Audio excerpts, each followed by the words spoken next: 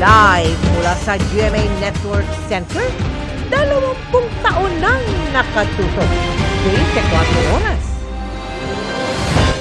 Magandang gabi po, Luzon, Visayas at Mindanao. Inireklamo ng Quezon City Police District si Vice President Sara Duterte. Kaugnay yan sa komosyon noong Sabado nang ilipat sa Veterans Memorial Medical Center ang kanyang Chief of Staff. Dawit din sa reklamong direct assault, disobedience to authority at grave coercion ang hepe ng kanyang security group. Nakatutok si Oscar Oida. Sa isang press con kanina, ipinakita ng Philippine National Police ang video noong Sabado ng magulong paglipat sa Chief of Staff ni Vice President Sara Duterte mula Batasan papuntang Veterans Memorial Medical Center. Partikular ang bahagi kung saan itinulak umano ng hepe ng security ng bise na si Colonel Raymond Lachica, ang hepe ng Quezon City Police Health and Dental Clinic na si Lieutenant Colonel Van Jason Villamor.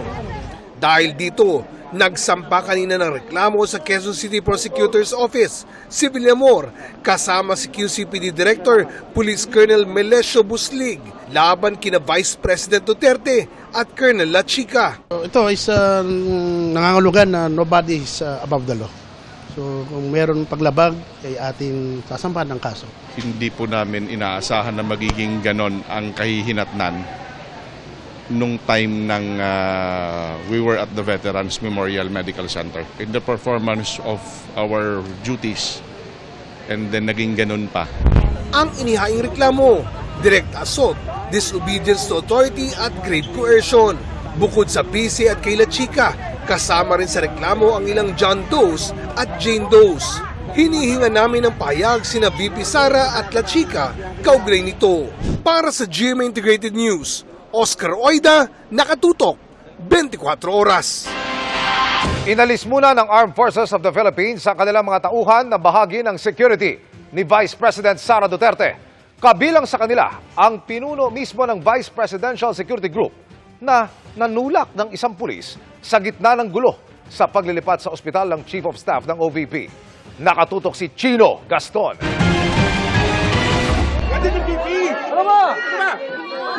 Dahil sa reklamo ng Philippine National Police sa tensyonadong paglipat sa Chief of Staff ni Vice President Sara Duterte na si Attorney Zulaika Lopez, tinanggal muna bilang security ng bise ang mga sundalong kasama niya noon. Kinumpirma yan ni AFP Chief of Staff Romeo Bronner. We received a subpoena from the Philippine National Police, no? At iimbestigahan yung mga members ng VP-SPG. Hindi pa namin alam yung specifics nung kaso, no, or yung investigation. But because yun nga, may subpoena sila, it means to say that hindi nila kayang gampanan yung tungkulin nila to protect and secure the Vice President. That is why we are temporarily pulling them out, replacing them. Meron pa rin siyang security composed of Philippine National Police members and AFP. Kasama sa mga naalis sa VP-SPG, si Colonel Raymond Lachica, ang mismong pinuno ng VP-SPG na base sa reklamo ng PNP ay siya umanong nanulak sa PNP doctor na si Lieutenant Colonel Van Jason Villamor. Ang mga inalis na sundalong security ng bise, pinalitan naman ng 25 pulis na inassign na sa Vice Presidential Protection and Security Group o VP-SPG. Ayon pa sa AFP, bagamat karapatan ng sino man ang magkaroon ng opinyon tungkol sa politika, ang paghayag nito, maging ang mga reklamo laban sa gobyerno ay isang kalayaan na hindi pwedeng gawin ng isang sundalo habang nananatili siya sa serbisyo. I reminded them of the vow that we took. Kung gagawin po natin yung kagustuhan ng ibang mga nananawagan po sa Armed Forces of the Philippines, kawawa naman po yung ating bansa, no? At ang matutuwa dito ay yung mga ibang bansa na gustong sumakop or kumontrol sa atin.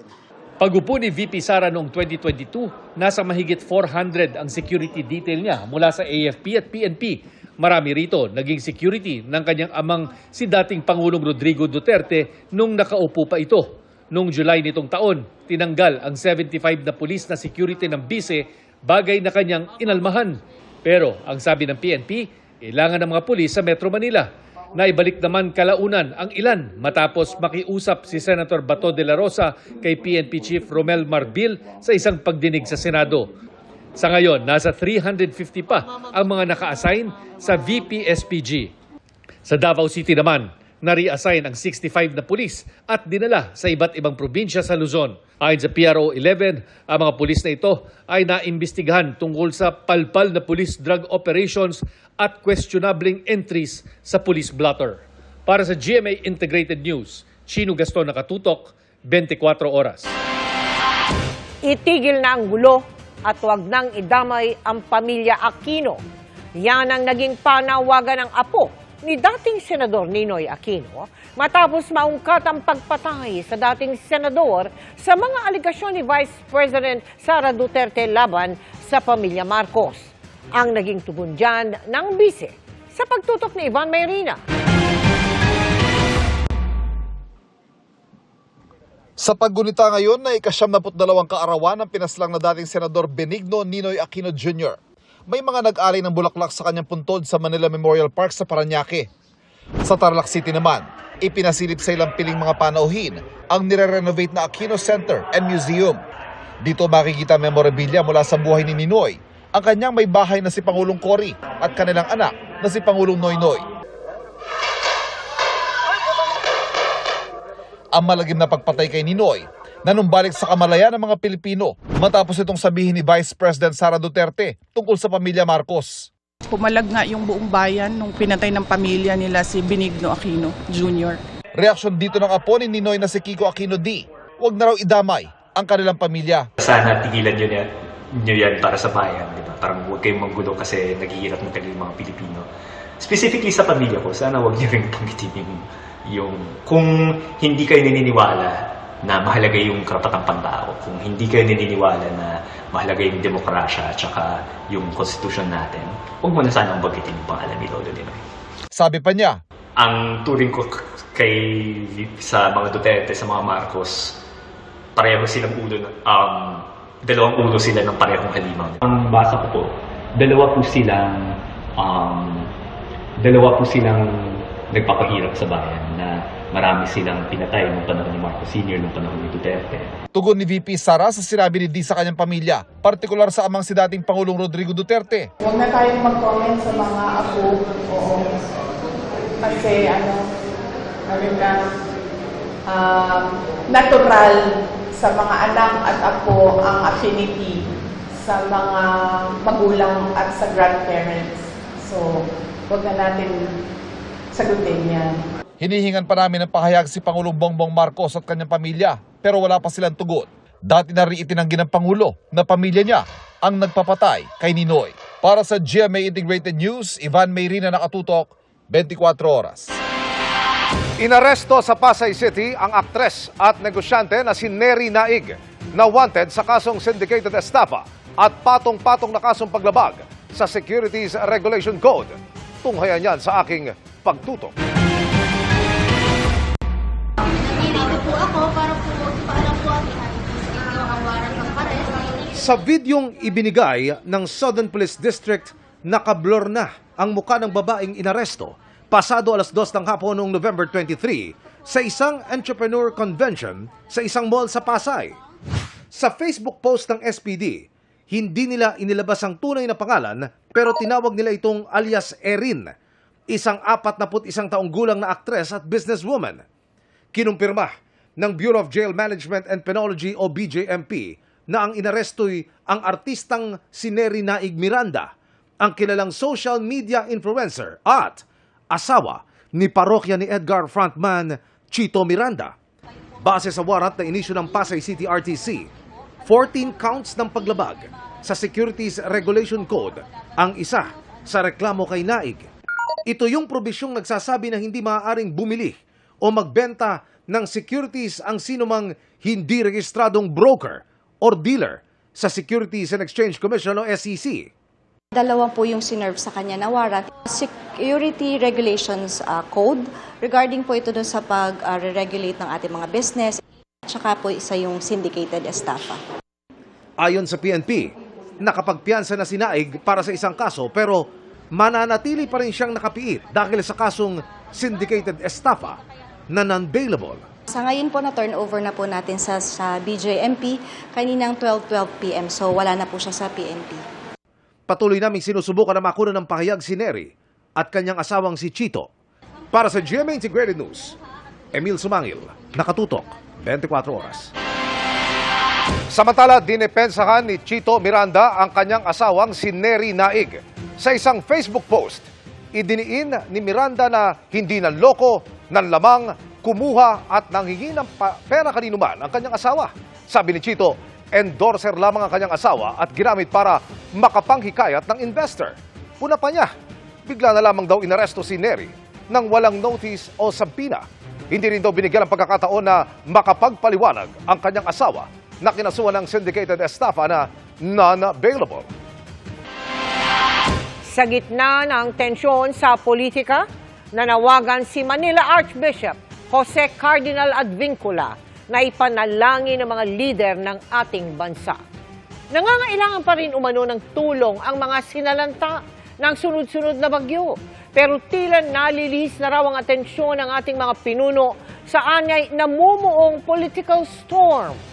Huwag daw sana magugat ang mga isyu sa politika at pansariling interes sa pagkakawatak-watak ng lipunan.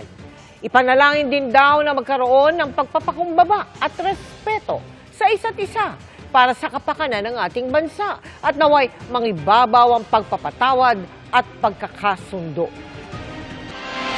Walang anumang grumbling o pag-aalboroto sa hanay ng mga sundalo.